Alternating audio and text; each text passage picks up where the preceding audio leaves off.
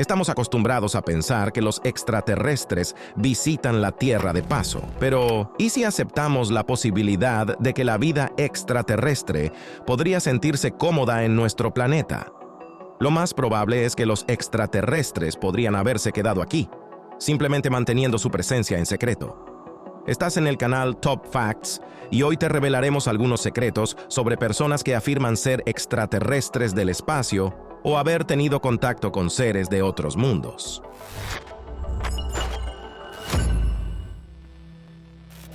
El faraón Agnatón es, sin duda, uno de los gobernantes más enigmáticos del antiguo Egipto. Sus estatuas han fascinado a los historiadores con sus características extrañas, y su apariencia intriga a cualquiera. Las características andróginas, como las caderas anchas, la cabeza alargada, los ojos almendrados y el mentón prominente, contrastan notablemente con las representaciones tradicionales de los faraones en el arte del antiguo Egipto. Esta desviación de la norma canónica ha llevado a especulaciones. ¿Era el faraón realmente un terrícola?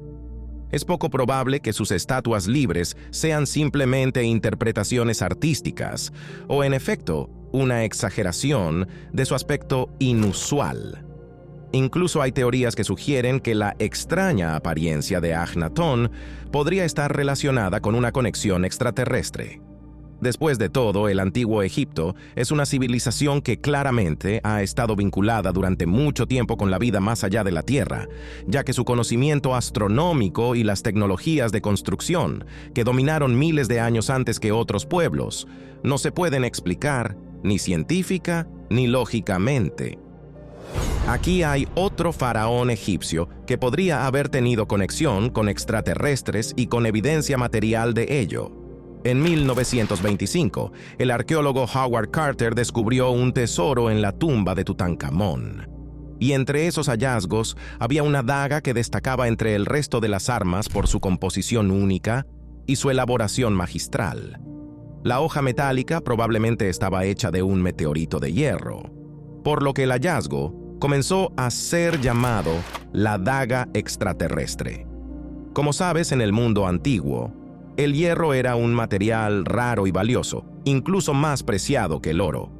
Por lo tanto, los primeros objetos de hierro en Egipto se producían a partir de metal de meteorito. La alta concentración de níquel en la daga de Tutankamón está estrechamente relacionada con el hierro de meteoritos, que difiere significativamente del hierro terrestre.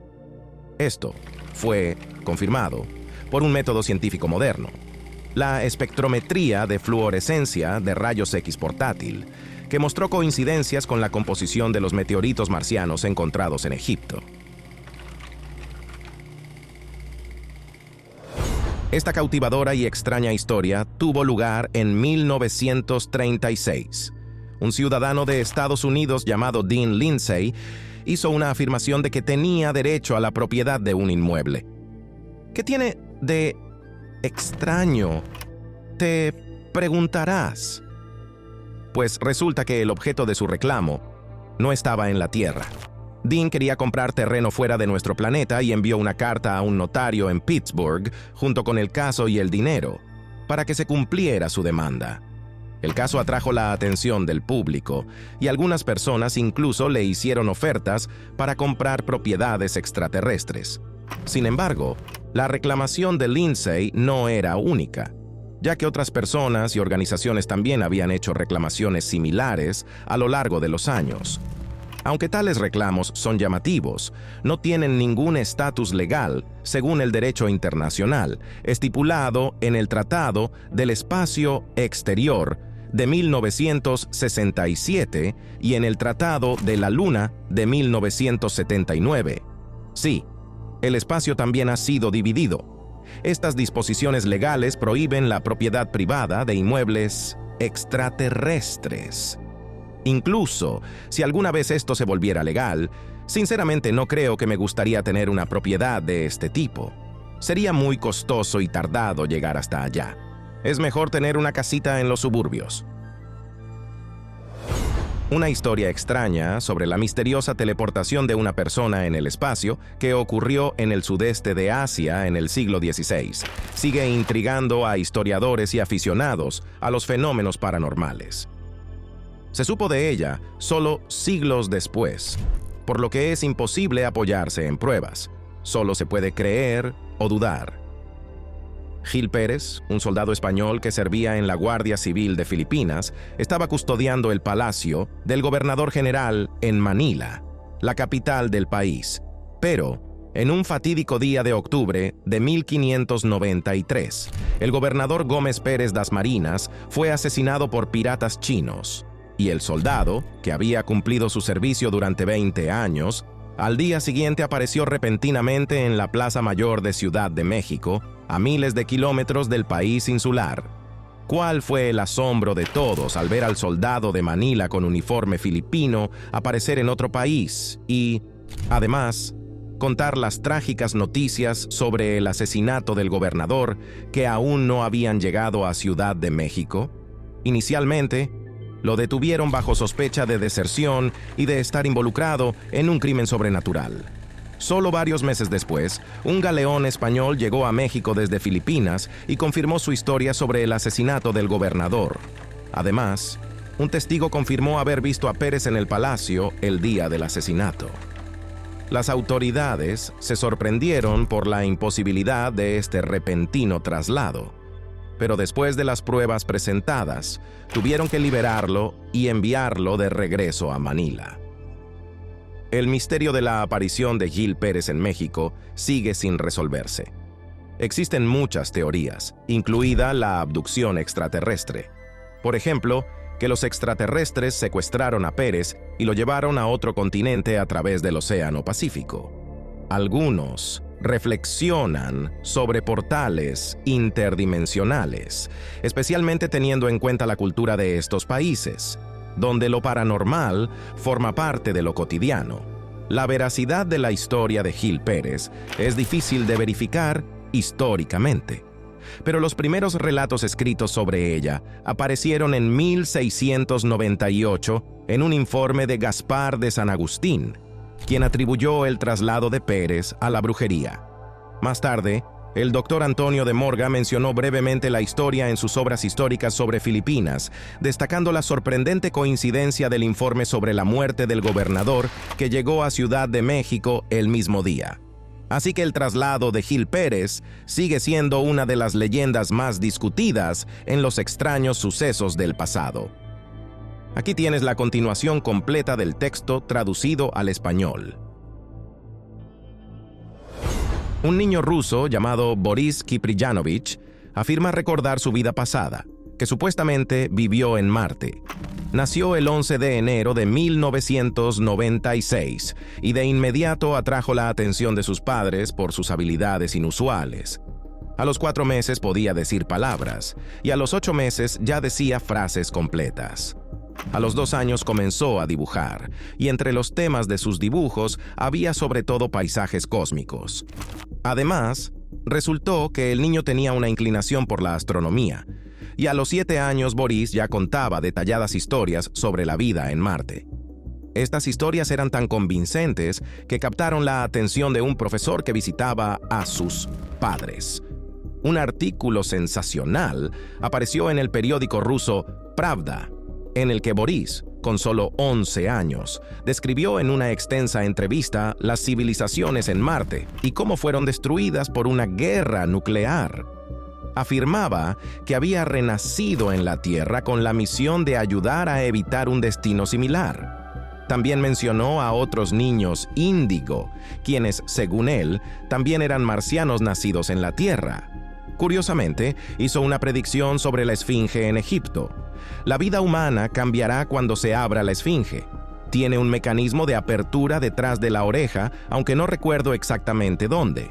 Hoy, con 28 años, lleva una vida normal, sin mucha atención pública, pero varias teorías sobre sus actividades actuales de vez en cuando aparecen en los comentarios. Sea como sea, su historia dejó una impresión duradera en los ufólogos, y muchos continuaron creyendo que Boris es un verdadero marciano. ¿Y tú? ¿Crees que un niño con una imaginación tan vívida podría inventar cuentos corroborados por conocimientos astronómicos precisos?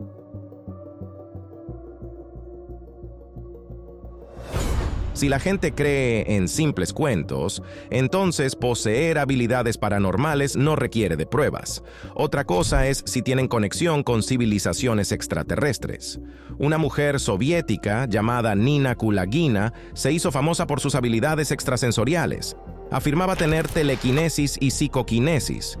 Sus capacidades fueron estudiadas en varios institutos de investigación durante más de 20 años. Nina nació en 1926. Y a los 14 años, durante la Segunda Guerra Mundial, se unió como combatiente a un regimiento de tanques del Ejército Rojo. Después de la guerra, se convirtió en ama de casa, pero en los años 60 atrajo la atención internacional.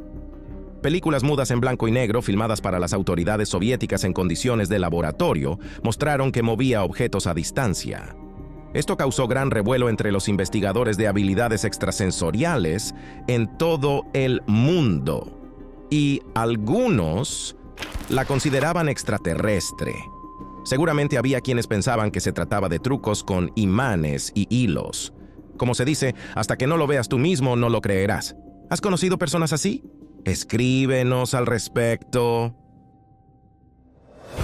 Pasemos a los casos de abducción por extraterrestres de los que han hablado las propias víctimas. La pareja Betty y Barney Hill de Portsmouth, New Hampshire, vivieron un evento que se convirtió en la historia más famosa sobre abducción extraterrestre. En la noche del 19 de septiembre de 1961, regresaban a casa de su luna de miel en Montreal y las cataratas del Niágara. Mientras cruzaban las montañas blancas de New Hampshire, vieron un misterioso objeto con luces parpadeantes en el cielo. Este encuentro desencadenó una serie de eventos que cambiaron sus vidas para siempre. Betty, con la ayuda de unos prismáticos, distinguió un objeto giratorio en el aire. Barney, una persona pragmática, al principio fue escéptico, pero también quedó asombrado al ver un gran objeto plano que flotaba sobre las copas de los árboles. Salió cautelosamente del coche y, al acercarse al objeto, vio figuras grises a través de las ventanas. En pánico, Barney volvió al coche, y mientras se alejaban, pronto escucharon una serie de pitidos rítmicos en el coche. Se dieron cuenta de que habían recorrido 35 millas con una pérdida de memoria de 2 horas. Ya en casa descubrieron daños inexplicables en su coche y en su ropa, y ambos sentían impulsos extraños en el cuerpo. Para entender lo que había ocurrido, buscaron ayuda en un psicoterapeuta y fueron sometidos a hipnosis, lo que les hizo recordar detalles. Informaron que fueron llevados a bordo de una nave espacial, separados y sometidos a experimentos físicos. Los seres que describieron como extraterrestres tenían piel gris, vestían uniformes y les realizaron varias pruebas, incluyendo la recolección de muestras de cabello, uñas y piel. La historia de los Hill atrajo la atención pública después de que los periódicos la publicaran en 1965. Hasta el día de hoy, sigue siendo uno de los testimonios más convincentes sobre la abducción por extraterrestres, a pesar de muchos intentos por desacreditarlo. Otra historia distinta le sucedió a un hombre llamado Peter Faust. En 1988, el joven afirmó que había sido abducido por extraterrestres cuando tenía alrededor de 8 años. Peter describió a sus captores como seres con cabezas en forma de pera y ojos almendrados, sintiendo una extraña familiaridad hacia ellos. Ellos también parecían reaccionar como si lo hubieran visto antes. Para entender lo que le ocurría, buscó ayuda en el psiquiatra John Mack, quien creía que la intensidad emocional de estos recuerdos indicaba que eran más que simples sueños. Mediante técnicas de relajación y terapia regresiva, Peter recordó más detalles sobre la abducción. Describió cómo fue levantado físicamente y trasladado a una nave espacial, y luego llevado a una nave más grande, donde los extraterrestres le mostraron películas y fotografías. También fue sometido a experimentos físicos, que incluían la recolección de muestras de esperma.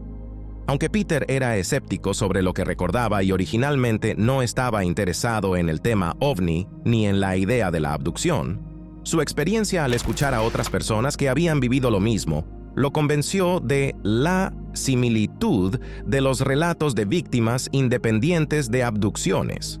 Claro, este relato sigue siendo incierto y la comunidad científica no toma a personas como Peter en serio.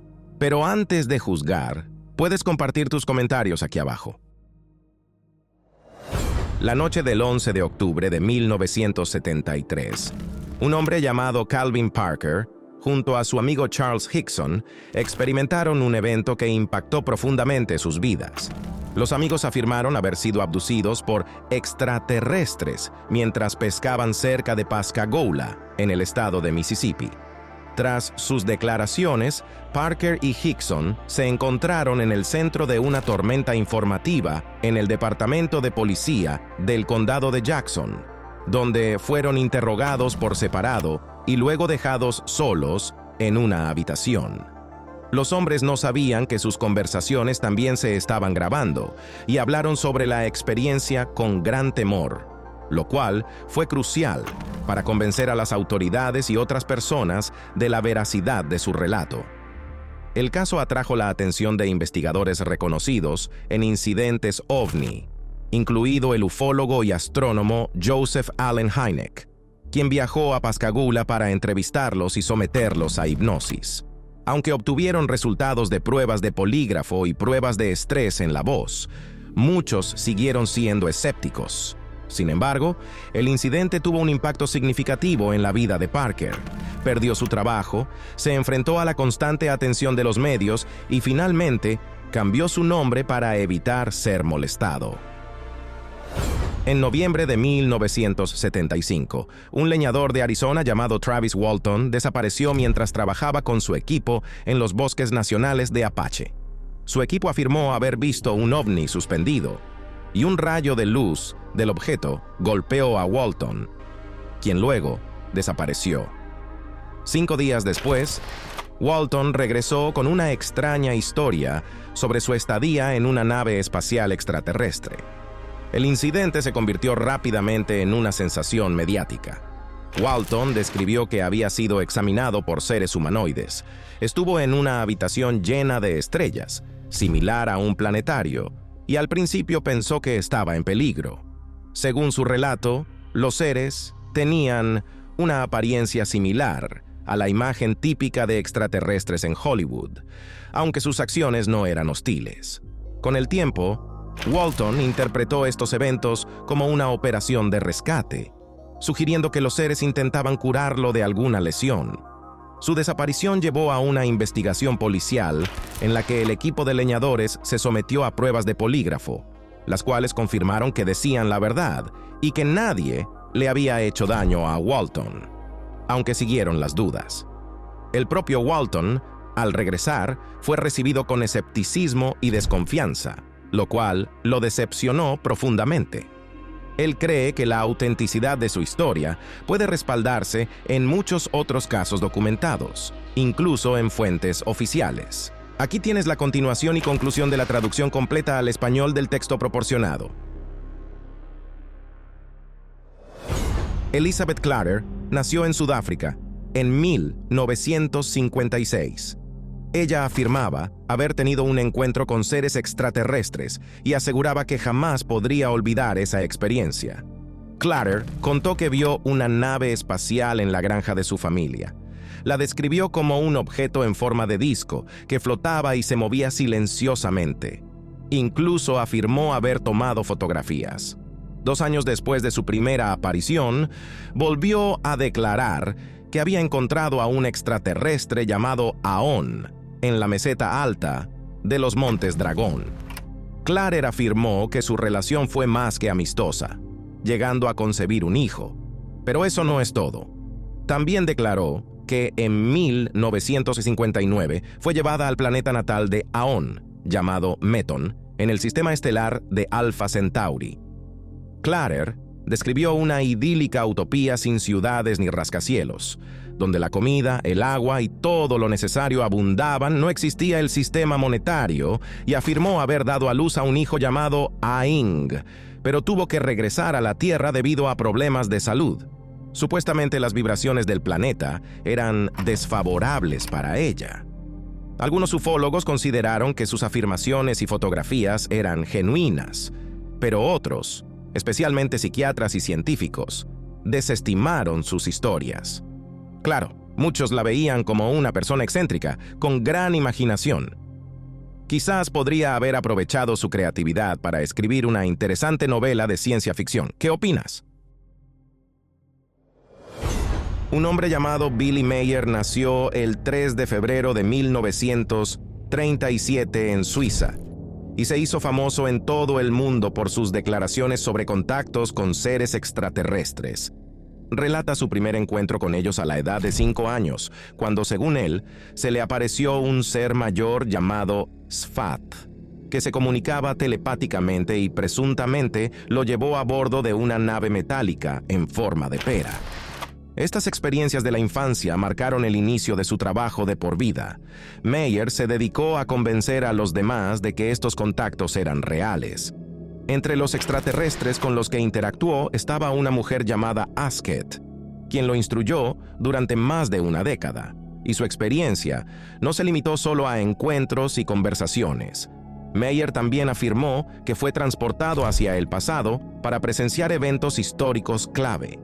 Es posible que estos fantásticos viajes se debieran a que en su juventud Billy fue blanco de abusos y, por lo tanto, buscaba aislarse de la sociedad, inventando una realidad alternativa. Incluso documentó su experiencia en un libro. Pero la pregunta de si sus historias son verdad o no sigue abierta.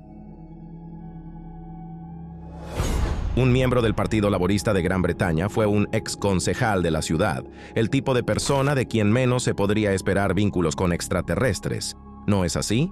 Sin embargo, él afirmaba abiertamente haber tenido encuentros con alienígenas nórdicos y reptiloides. Desde pequeño creía que su verdadera madre era una extraterrestre de 3 metros de altura, con 8 dedos, y describió su primer encuentro con ella cuando solo tenía 6 meses.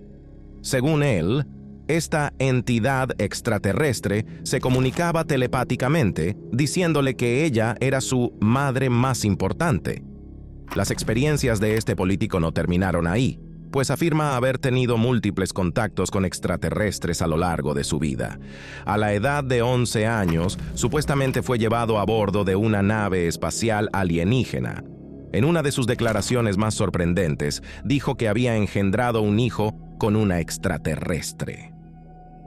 Estos detalles se presentan en diversas entrevistas y documentales, incluyendo el proyecto Control Mental Anómalo, Contactos de los Abducidos y Línea Directa.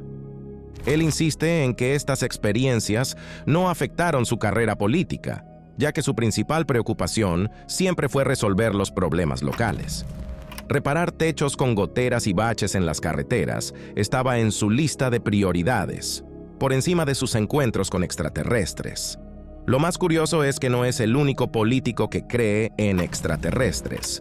Paul Hellyer, exministro de Defensa de Canadá en los años 60, afirmó que extraterrestres viven entre los humanos y que diferentes especies alienígenas han visitado la Tierra durante miles de años con diferentes propósitos. Quizás sea parte de una estrategia de publicidad política, pero yo dudaría del equilibrio mental de un funcionario que me dijera algo así.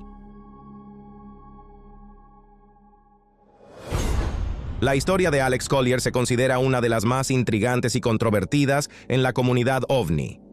Este ex soldado estadounidense afirma haber tenido contacto frecuente con seres extraterrestres de la galaxia de Andrómeda.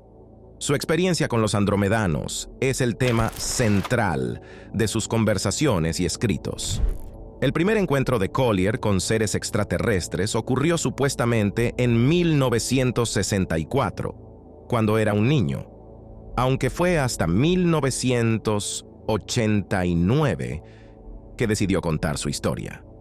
Según Collier, pasó 92 días en la nave nodriza andromedana, y el tiempo que estuvo ausente en la Tierra fue solo de 18 minutos. Durante su estancia en la nave espacial, Alex describió haber interactuado con seres de diferentes apariencias, incluyendo a un hombre muy viejo y bajo, y a un joven alto con piel azul. También describió la avanzada tecnología de la nave, que, según él, tenía 900 metros de largo y 24 niveles, incluyendo una extensa zona de parque capaz de crear un amanecer artificial mediante holografía. En la nave, todo funcionaba bajo otras leyes físicas, lo que hacía que el espacio en su interior pareciera mayor que en el exterior. Fascinante, ¿verdad? El 13 de diciembre de 1973, un francés llamado Claude Bourillon tuvo un encuentro con un extraterrestre y fue invitado a bordo de una nave. Así comenzó la historia de un nuevo movimiento religioso. Como Bourillon se autodenominó Rael, el movimiento se denominó los Raelianos. La historia de vida de su líder parece una mezcla de ciencia ficción y profecías religiosas. Antes de liderar la comunidad, Bourillon fue conductor de pruebas y periodista. Escribía sobre autos deportivos.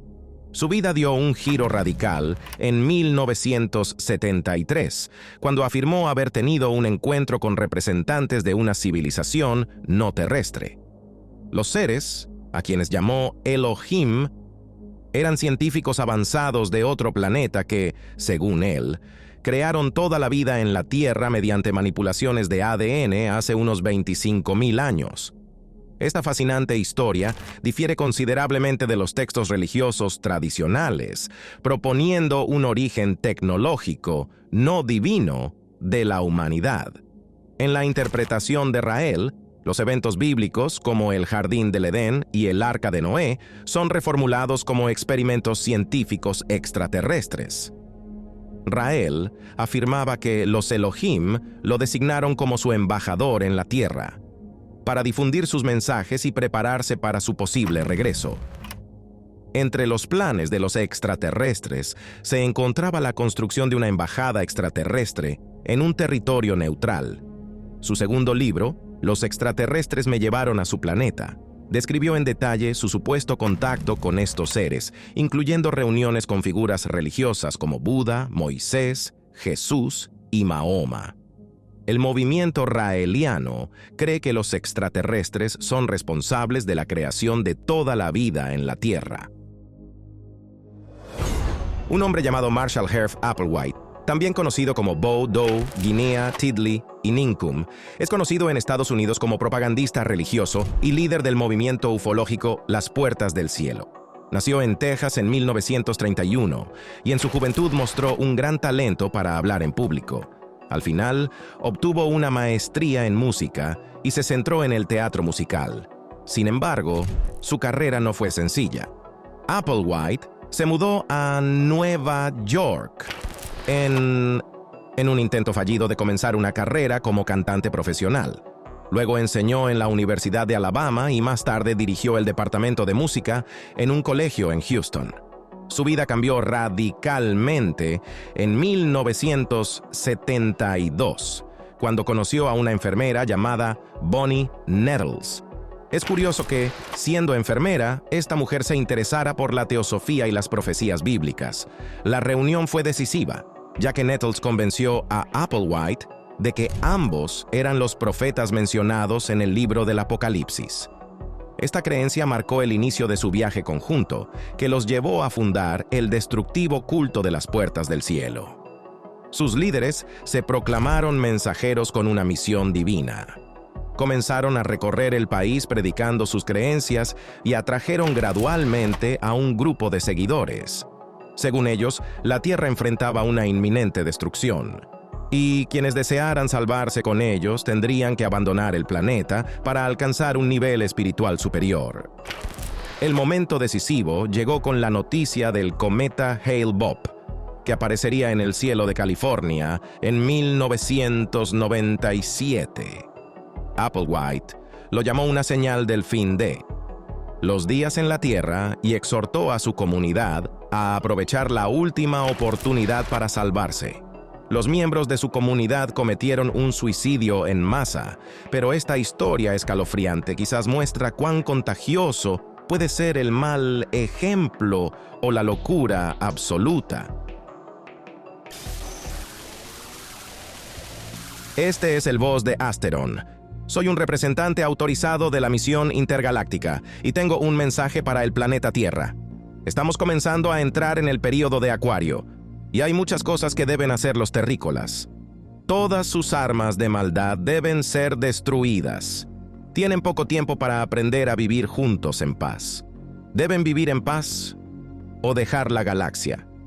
Este mensaje apareció en la transmisión de televisión en el Reino Unido en 1977, durante un programa de noticias, interrumpiendo la transmisión en el Canal Sur y dejando a miles de televidentes perplejos, e incluso a algunos en pánico. Un hacker tomó el control de la transmisión durante 6 minutos y afirmó que representaba la Asociación Intergaláctica de Asteron. Asteron no era una persona, sino una entidad o grupo de entidades que supuestamente se comunicaban con los humanos a través de varios canales. Por ejemplo, George Van Tassel, un contactado, ufólogo y escritor estadounidense, fue uno de los primeros en afirmar que había recibido mensajes de Asteron en 1952. Inicialmente, contenían advertencias sobre el desarrollo científico. Sin embargo, a medida que el movimiento crecía, las enseñanzas de Asteron comenzaron a incluir más guías espirituales. Durante los años 50 y 60, se transmitieron ocasionalmente mensajes sobre la llegada física de naves espaciales extraterrestres para ayudar a los humanos. Sin embargo, como con el tiempo las predicciones no se cumplían, las enseñanzas se fueron orientando hacia la transformación y evolución espiritual.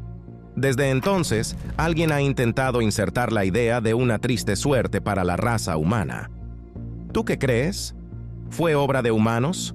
¿O realmente una inteligencia extraterrestre está preocupada por la situación en la Tierra?